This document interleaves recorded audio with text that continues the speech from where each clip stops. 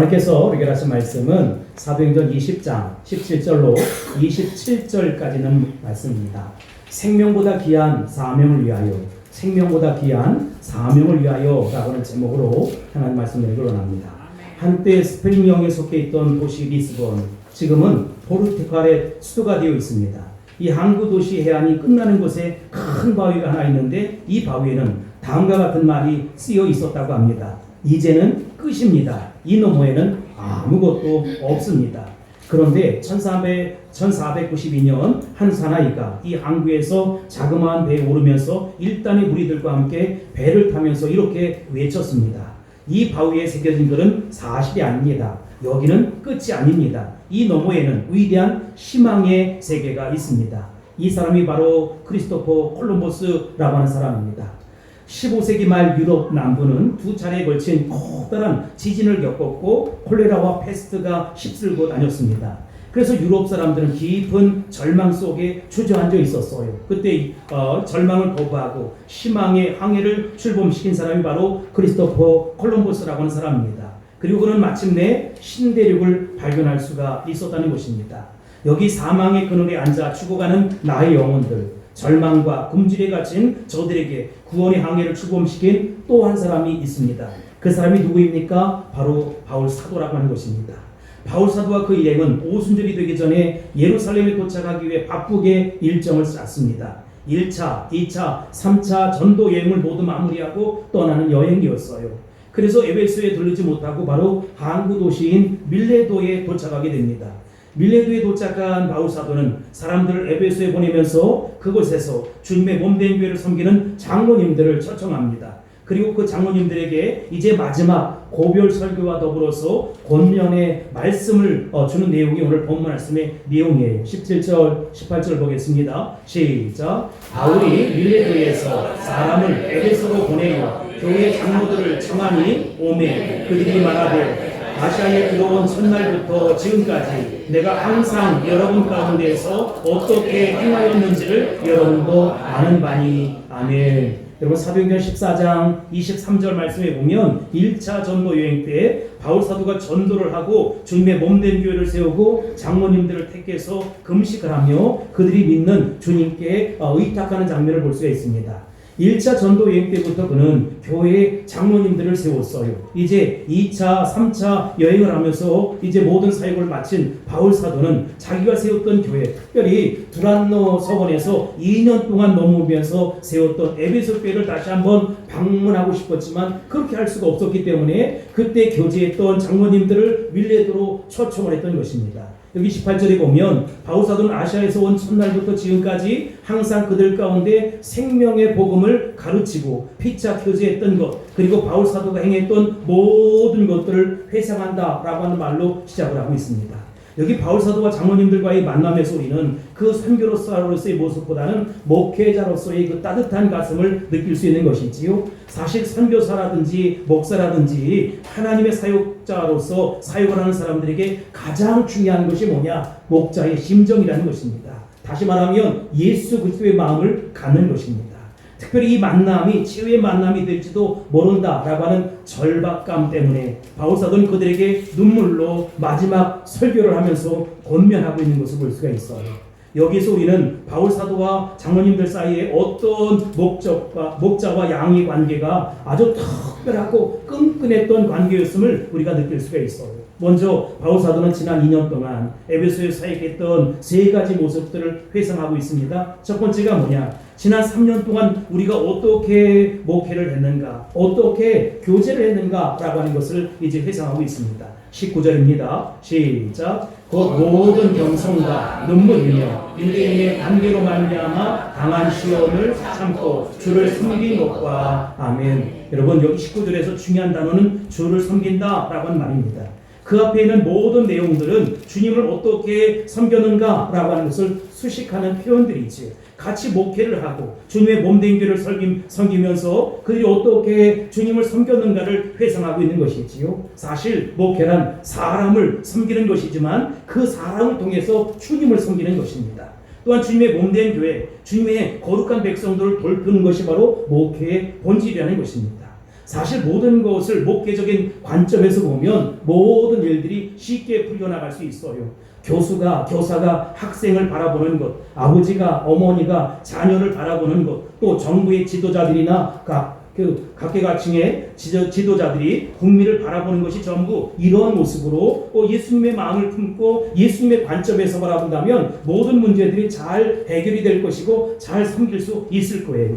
바울사도는 이런 심정으로 섬겼다는 것이지요. 바울사도는 주님의 몸된 교회를 이렇게 따뜻한 마음으로 예수 심장으로 섬겼다는 거예요. 그러니까 섬기는 교회가 놀랍게 부흥하고 성장할 수 있었다는 것입니다.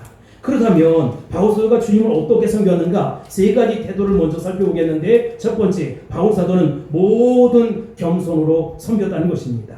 바울사도는 겸손히 목회를 했어요. 여러분, 아무리 좋은 일을 해도 겸손하지 아니하면 사람들이 실망하게 되어 있습니다. 왜 사람들이 구제하고 많은 사람들을 이렇게 선교하고도 뺨을 맞는지 아십니까? 겸손하지 않기 때문에 그래요. 나에게 돈이 필요하고 빵이 필요하지만 상대방의 교만은 싫다는 것입니다. 왜 열매가 없습니까? 겸손하지 않았기 때문이라는 것입니다. 인간적인 힘과 지식과 방법으로 주님의 몸된 교회를 섬겼다는 것이지요. 아무리 지식이 많고 능력이 있어도 주님의 몸된 교회는 그러면 별 효과가 없는 것이지요. 그렇다면 어떻게 주님의 몸된 교회를 섬겨야 할까요? 어떻게 주님의 몸된 교회를 아름답게 세워가야 할까요? 겸손으로 세워가야 한다라고 하는 것입니다. 한두 가지 겸손이 아니라 모든 겸손으로 섬겨야 한다는 것입니다. 그렇다면 여러분, 겸손이란 무엇입니까? 자기를 생각하지 않는 것입니다. 자기가 드러나지 않는 것이 겸손이에요. 나는 죽고 오직 내 안에 예수가 사는 것이 겸손이라는 것입니다. 자기가 죽어야 합니다. 예수님도 아무든지 나를 따라오려거든 어떻게 합니까? 자기를 부인하고 자기 십자가를 지고 나를 따르라 라고 말씀하고 있습니다. 내 생각, 내 주장, 내 방법, 내 뜻대로 밀고 나가면 겸손할 수가 없어요. 우리가 일하면서 자기도 갈등이 있고 다른 사람들에게 갈등을 주는 이유는 겸손하지 않기 때문이라는 것입니다.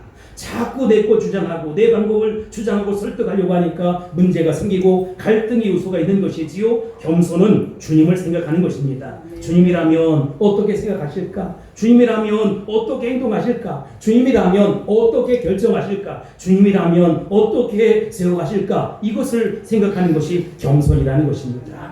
예수님은 마태복음 11장 29절에서 뭐라고 얘기해요? 나는 마음이 온유하고 겸손하니 나의 멍에를 메고 내게 배우라는 것입니다.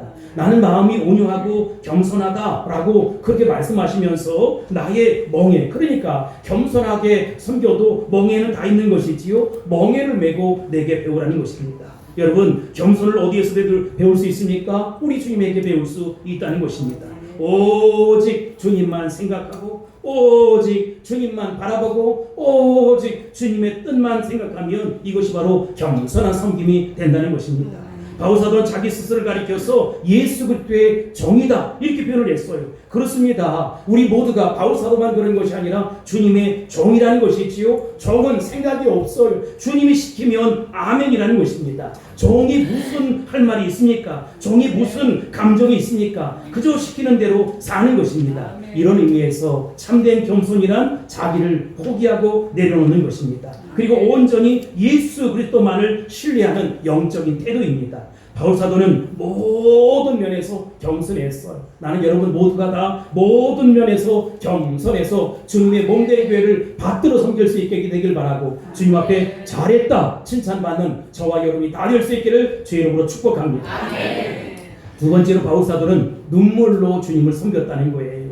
그런 눈물의 목회를 했다는 것이지요. 첫 번째는 겸손이었고 두 번째는 눈물의 목회를 했다는 것입니다. 여러분, 눈물이 언제 나는지 아십니까? 머리로만 이해하면 절대 눈물이 나오질 않아요.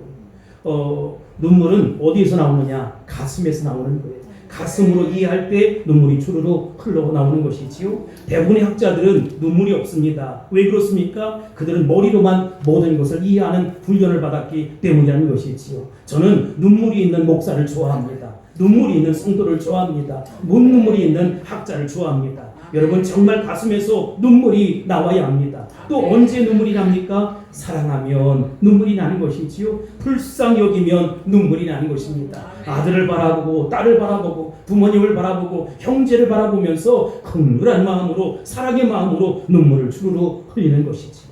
예수님을 생각하면 눈물이 나는 것입니다.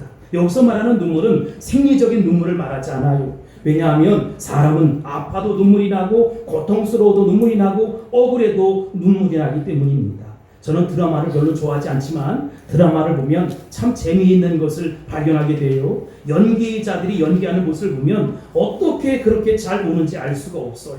한참 떠들다가도 이제 감독이 레디 큐 하고 이제 슛이 들어가면 감정 잡으세요. 자 30초 1분 후에 들어갑니다 하고 분위기를 잡으면 연기자들이 금방 깔깔대고 웃다가 눈물을 주르르 흘리는 거예요. 연기를 하는 것이지요. 그러나 그것은 정말 사랑하기 때문에 가슴 속에서 흘러나오는 눈물이 아니라는 것입니다.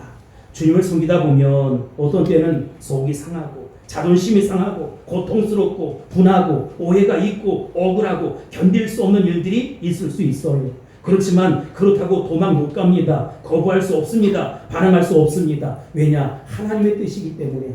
그래서 눈물만 주르르 흘리는 것이지요. 바울 사도는 그렇게 목회를 했다는 것입니다. 여기 그림에 나와 있는데 한 여자가 어느 집에 시집을 갔어요. 요즘은 그런 일이 없겠지만 옛날에는 남편을 사랑하는 죄 때문에 결혼했다는 죄 때문에 애들이 있다는 죄 때문에 여러 가지 어려움 불편함들을 다 당했어요. 그렇다고 자기 친정으로 돌아갈 수 없다는 것입니다. 그래서 너무 힘들면 부엌 뒤편에 가서 우는 것이지요. 우리가 주님을 섬기다는 것 또한 그런 것입니다. 시집살이와 같은 심정을 가지고 주님, 내가 이 땅에서 이 사명 감당하겠습니다. 힘들고 어렵고 고통스럽고 또 분하고 때때는 오해를 당해서 자존심이 상하고 고통스러울지라도 나는 오직 예수만 섬기겠습니다. 나는 죽고 오직 내 안에 예수만 섬기겠습니다. 이런 마음으로 사명 감당하는 것입니다. 여러 가지 많은 일들이 있지만 그것을 모두 설명할 수 없고 변명할 수 없고 또 그렇다고 반항할 수도 없고 그냥 그러니 눈물을 삼키면서 주님을 사랑하기 때문에 그 사람을 사랑하기 때문에 참고 견디는 것입니다.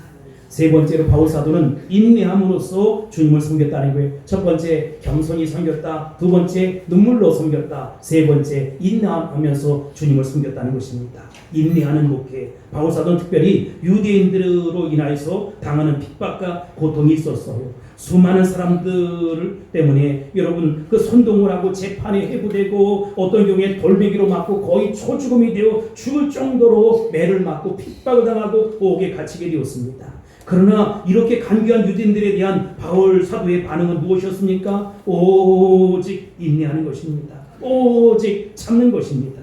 그래서 바울 사도는 고린도전서 13장 4절 말씀을 통해서 뭐라고 얘기합니까? 사랑은 오래 참고, 여러분 오래 참을 수 있게 되길 바랍니다. 남편을 향해 오래 참고, 아내를 향해 오래 참고, 자식들을 향해 오래 참고, 부모님을 향해 오래 참을 수 있게 되길 바랍니다. 목사를 오래 참고, 성도를 오래 참고, 오래 참고, 오래 참을 수 있게 되길 바랍니다. 사랑은 오래 참고, 이건 바울 사도의 체험적인 고백이에요. 로마서 5장 3절로 4절에 보면 3절 하반절부터 보면 환난은 뭘 낳습니까? 인내를 낳고, 인내는 연단을 낳고, 연단은 소망을 낳는다는 것. 결국은 환난 속에서도 그는 뭘 꿈꿉니까? 소망을 꿈꾸는 것이지. 왜냐하면 그는 비전이 있기 때문에. 그렇습니다. 눈물 또 눈물이었습니다. 겸손 또 겸손이었습니다. 이렇게 주님의 몸된 교회를 인내하면서 섬겼던 바울 사도의 모습을 보시기 바랍니다. 첫 번째 바울 사도는 지난 2년 3년 동안 어떻게 목했는가, 어떻게 교제했는가 라고 하는 것을 회상했어요. 두 번째로 바울 사도는 자기가 복음을 전파하고 가르쳤던 그것들을 회상하고 떠올리는 거예요. 20절 보겠습니다. 시작. 유익한 것은 무엇이든지 공중 앞에서나 각집에서나 꺼리낌이 없이 여러분에게 전하여 가르치고. 아멘. 바울 사도의 관심은 오직 생명의 복음, 구원의 복음, 십자가의 복음이었다는 것입니다. 그는 에베소에서 이 두란노 서원을 네트에서 2년 동안 매일같이 12명의 제자들을 말씀으로 양육했잖아요. 여기 20절에서 우리는 특이한 사실 하나 발견하게 되는데, 유익한 것은 무엇이든지 라고 하는 말씀입니다. 유익한 게 무엇입니까? 십자가 복음이에요. 여러분, 우리가 마지막까지 붙잡아야 될 것은 십자가 복음이라는 것이지요. 내가 힘겨울 때도 십자가의 복음, 내가 승리했을 때도 십자가의 복음, 자녀들이 아파 고통스러울 때도 십자가의 복음, 심지어 내가 죽어가는 고통을 당할 때에도 십자가의 복음, 내가 사업에 승리했을 때도 십자가의 복음, 내가 사업에 실패했어도 십자가의 복음, 내가 장사가 안 될 때도 십자가의 복음, 하나님의 축복을 받았을 때도 십자가의 복음, 마지막 죽음을 넘어갈 때에도 십자가의 복음을 붙잡고 갈 수 있어야 된다는 것입니다. 그래야 보혈의 능력으로 나를 덮어주시고 보혈의 능력으로 나를 품어주시는 것입니다. 유대인이면 유대인대로, 헬라인이면 헬라인대로 상관없이 오직 바울사도는 십자가의 복음, 생명의 복음을 전하는 것을 자신의 일생의 목표로 삼았다는 것입니다. 바울사도의 관심은 여러분 오직 예수 그리스도의 십자가에 어떻게 하든지 한 사람이라도 건져내야겠다, 한 사람이라도 이 복음 들을 수만 있다면 나는 기꺼이 죽어도 좋다라고 하는 그런 일사각오의 정신이 있었다는 것입니다. 그래서 공중에서나 각집에서나 꺼리낌이 없이 아무 이익이 생긴다 하지 않을지라도 전혀 상관하지 아니하고 예수 그리스도의 복음을 전했다. 그래서 그는 기쁨이 있었고 이것을 축복으로 여겼다는 것입니다.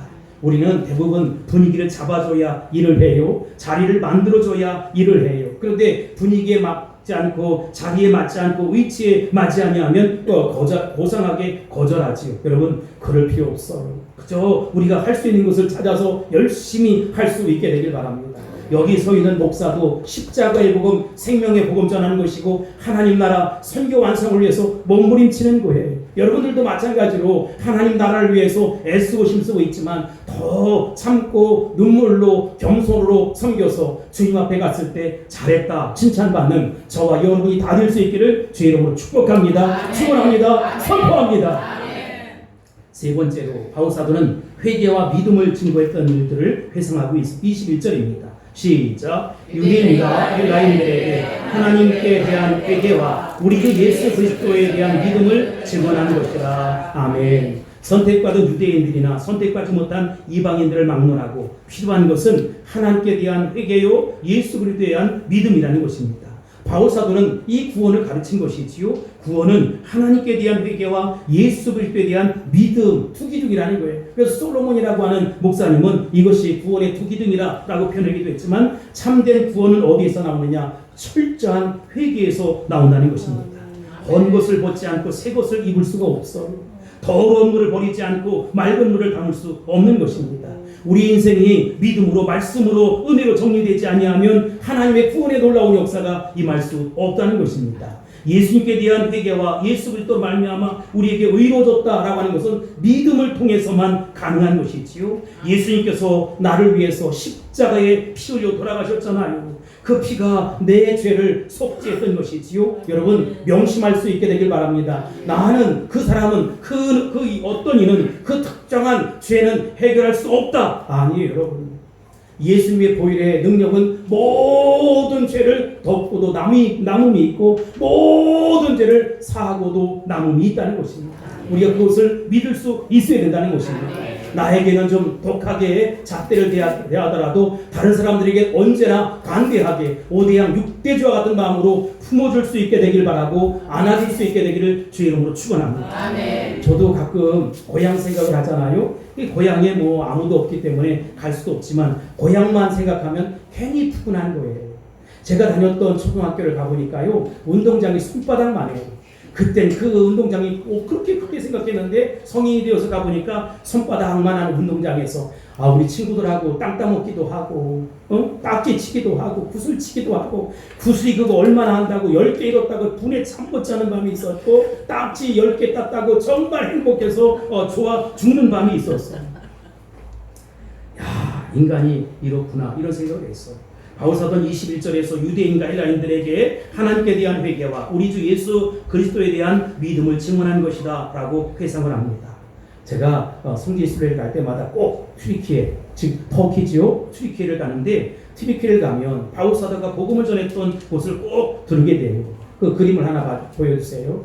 거기에 보면 벽화들이 많이 이렇게 나와 있는데 이것도 말이죠. 바울 사도 당시 있었던 그 벽화예요. 그런데 거기에 보면 수가성 여인, 나사로의 부활, 가늠하다 현장에서 붙잡힌 여인 등등의 그림이 있어요. 바울 사도는 이렇게 생명의 복음을 전하고 가르쳤던 것이지요. 바울 사도는 여기서 하나님께 대한 회개와 예수를 대한 믿음의 진리를 분명히 선포하고 가르쳤던 것이지요. 하나님은 우리의 모든 죄를 용서한다는 사실을 믿으시기 바랍니다.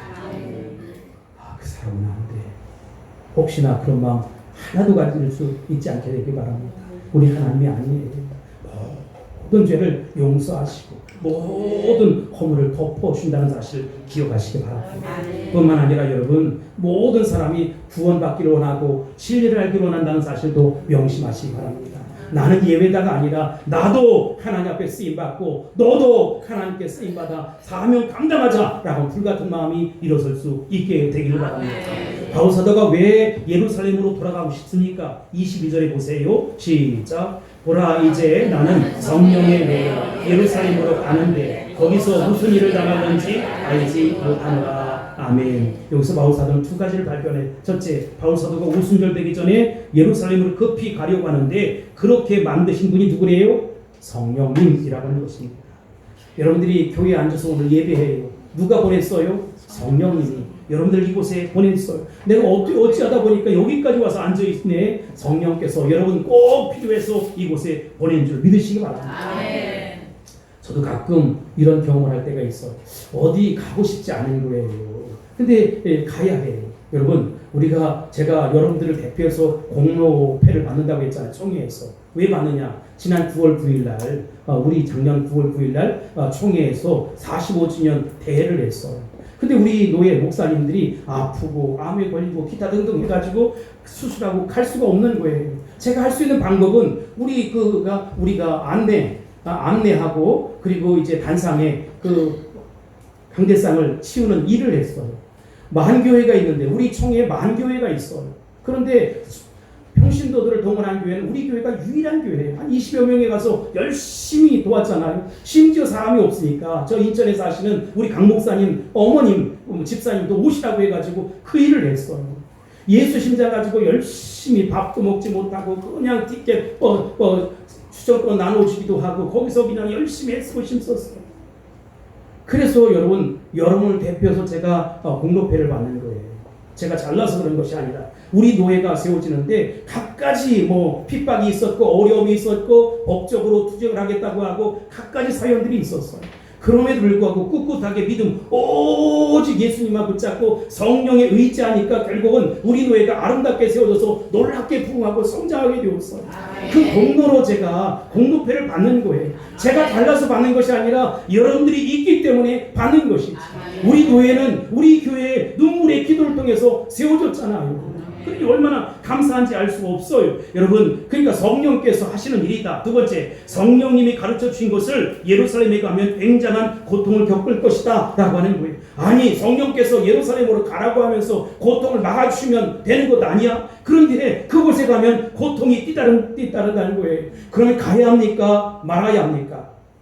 하나님의 뜻이라면 가는 것이죠. 여기 23절 시작. 오직 성령이 각성에서 내게 증언하여 결박과 환난이 나를 기다린다 하시나. 아멘. 오직 성령이 각성에서.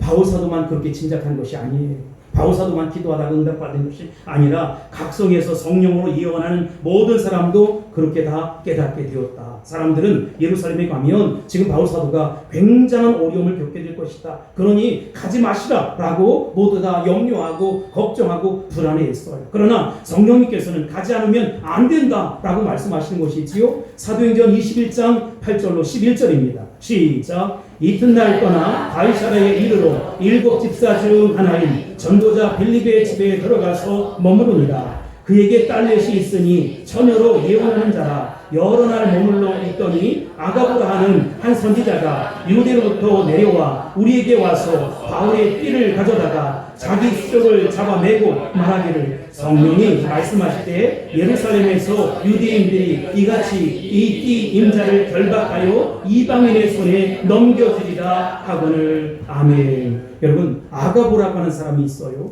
그런데 바울 사도가 띄었던 띠를 이제 자기가 드는 거예요. 그리고 그 띠를 가져다가 자기 수족을 잡아매는 것이지요. 그러면서 이렇게 바울 사도가 결박당할 것이다 라고 보여주는 거예요. 우리도 신앙생활을 하다 보면 이런 질문을 받습니다. 내가 이 일을 해야 되나 말아야 되나, 가야 되나 말아야 되나, 갈등 속에 있는 것이죠. 바울 사도의 심정이 아마 그러지 않았을까. 24절을 보세요. 시작. 내가 달려갈 길과 주 예수께 받은 사명 곧 하나님의 은혜의 복음을 증언하는 일을 마치려 하면은 나의 생명조차 조금도 귀한 것으로 여기지 아니하노라. 아멘. 여러분, 우리가 사명 앞에 어떻게 살아가야 되느냐? 나의 달려갈 길이에요. 내가 초죽음이 되고 억울함을 당하고 고통을 당해도 나는 어떻게 가야 돼요? 달려가야 돼요. 왜냐하면 시간이 모자란 거예요. 내가 달려갈 길과 주 예수께 받은 사명 곧 하나님의 은혜의 복음을 증언한 일을 마치려 하면은 나의 생명을 조금도 귀한 것으로 여기지 않겠다는 것입니다. 사랑하는 여러분, 결정은 누가 합니까? 내가 하는 것이지요. 하나님이 그 마음을 주셨기 때문에 내가 하는 거예요. 십자가에 못 박힐 수밖에 없는 막다른 골목에서도 예수님이 고백하셨잖아요. 아버지요, 아버지요, 이 잔을 꼭 마셔야 합니까? 이 잔을 꼭 마셔야 합니까? 이 잔을 지나가게 없어서 안 마실 방법은 없습니까? 하고 몸부림치며 기도하지 않습니까? 그때 예수님이 기도하셨을 때 얼마나 통곡을 했던지 히브리서 5장 7절에 보면 심한 통곡과 오열을 했는데 어떻게 됐대요? 땀방울이 핏방울 같았다는 것입니다. 여러분, 땀방울이 빗방울이 맺히도록 그렇게 기도하셨어요. 그러나 여러분, 그렇게 기도하시고 난 이후에 결론은 뭡니까? 내 뜻대로 마옵시고 아버지 뜻대로 하옵소서. 내 뜻대로 마옵시고 아버지 뜻대로 하옵소서. 여러분, 저는 목회하면서 숱한 어려움들을 당하고 오해를 받기도 하고 괴로움을 당하기도 하는데 그때 항상 하는 기도의 제목은 내 뜻대로 마옵시고 아버지 뜻대로 되기를 소원합니다. 예수님은 그 문제를 놓고 한 번만 기도하지 않았어. 몇 번 기도했다고요? 3번. 성경에 3번. 한 번을 유대인들은 40번이라고 하니까 적어도 여러분 120번 이상 이 문제를 놓고 그 짧은 시간에 예수님이 기도하신 거예요. 그런데 마지막으로 내 뜻대로 마옵시고 아버지 뜻대로 되기를 원합니다. 예수님은 십자가에 못 박혀 돌아가셨어요. 네, 여러분, 하늘에 있는 자들과 땅에 있는 자들과 땅 아래 있는 자들로 모두 무릎을 꿇게 하셨어요. 기적이 일어나는 것입니다. 아멘. 나는 죽고 오직 내 안에 예수가 사셔야 한다는 것입니다.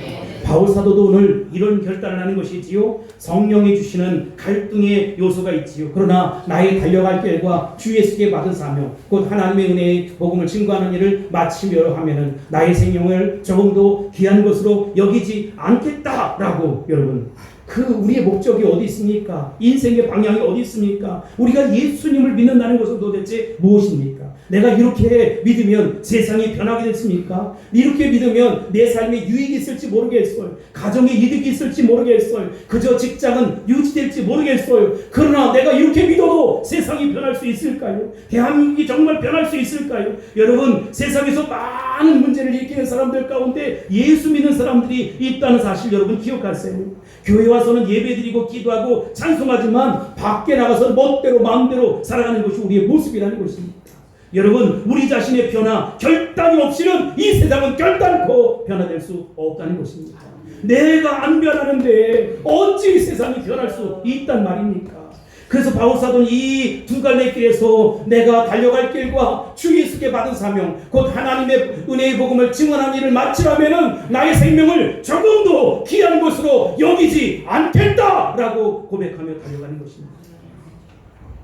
여기 25절에 보면 보라내가 여러분 중에 왕래하며 하나님 나라를 전파하였으나 이제는 여러분이 다 내 얼굴을 다시 보지 못할 줄 아노라 이렇게 말씀하고 있어요. 에베소에 있었던 장로님들을 모셨어. 밀레도로. 그리고 난 이후에 그 밀레도가 항구 도시거든요. 해변에서 그들과 마지막 작별을 고하고 고별 설교를 하는 거예요. 여러분, 이것이 바로 바울사도의 현주소예요. 그들을 껴안고 입 맞추고 눈물을 흘리는 것입니다. 이제 헤어지면 다시는 볼 수가 없어. 왜냐하면 마지막 전도 여행을 로마로 가고 거기서 순교의 제물이 돼 있잖아요. 바울 사도가 그동안 무슨 일을 했는지, 그가 두란노 사원에서 어떤 사역을 감당했는지, 그가 누구를 전도했는지, 누구를 만났는지, 그건 중요한 것이 아니에요. 그의 마음이 중요한 거예요. 그 마음이 있으면 어디를 가든지 무엇을 하든지 다 예수 복음, 십자가의 복음으로 이 삶을 감당할 수 있는 것이지. 어떤 사람은 일을 주어야 일을 하는 사람이 있고, 어떤 사람은 일을 만들어서 하는 사람이 있어요. 무엇이 일을 만들어냅니까? 그 마음이에요. 주님의 십자가 복음을 전하고자 하는 마음, 생명의 복음을 전하고자 하는 마음, 이것이 우리 사업에도 직장에도 그리고 있는 곳곳에 나의 인생도 청춘도 결혼도 재산도 중요한 거지만 그보다 훨씬 더 중요한 것은 내가 예수 복음, 십자가 복음 전하겠다라고 하는 그런 마음 품고 사셔야 한다는 것입니다.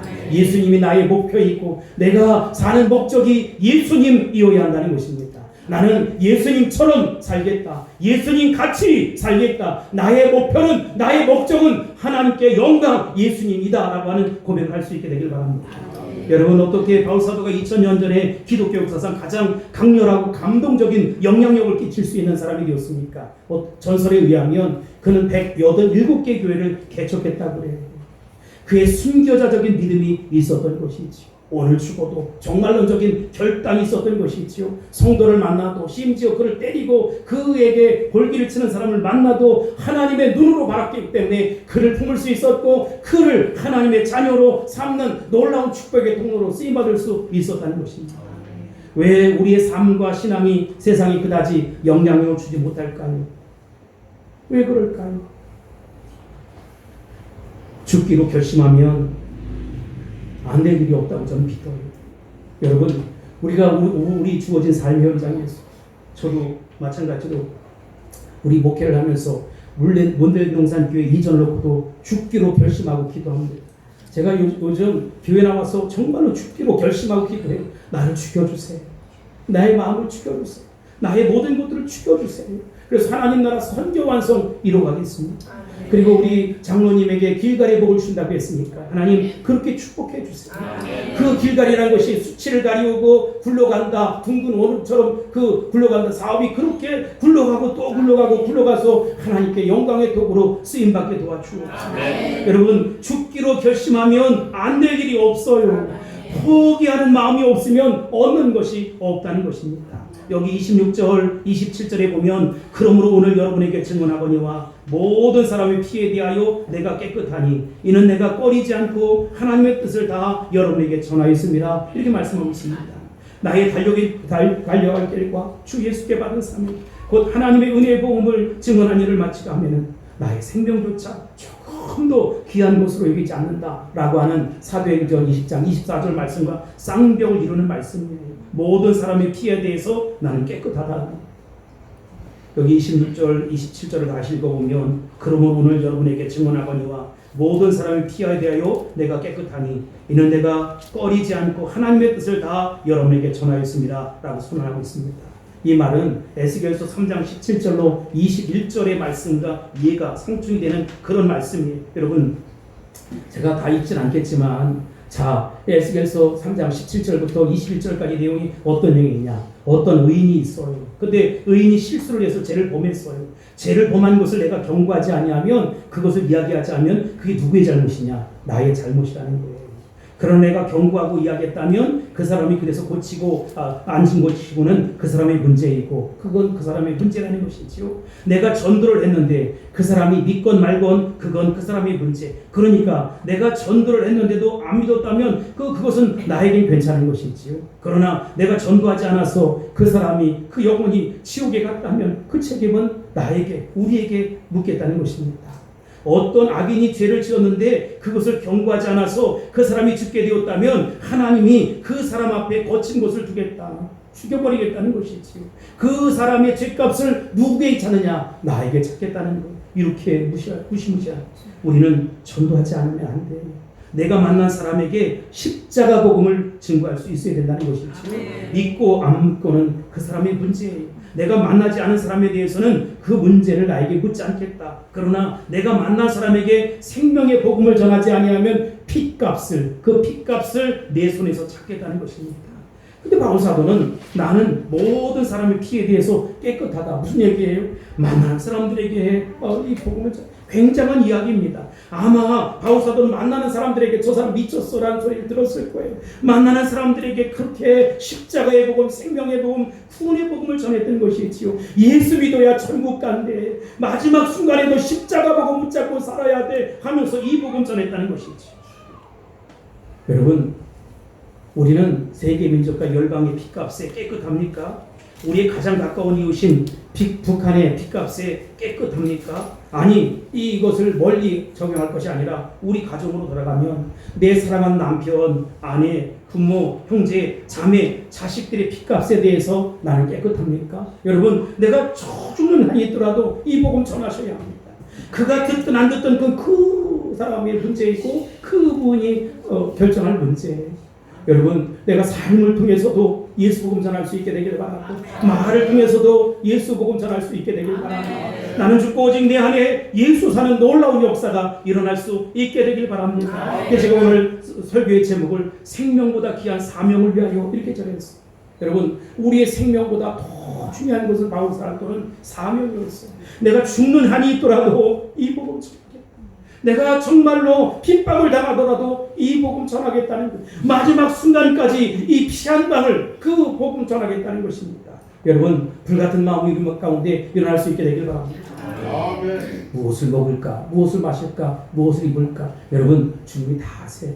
여러분들이 간구만 하면 먹을 것, 입을 것 다 채워주실 거예요. 아멘. 그보다 훨씬 더 가치 있고 보람 있고 의미 있는 인생을 사셔야 한다는 것입니다. 아멘. 내 입술을 벌려서 내 삶을 통해서 하나님 나라 선교 완성 이뤄가야 한다는 것입니다. 아멘. 우리 물대동산교회 이전을 위해서 기도해 주시기 바랍니다.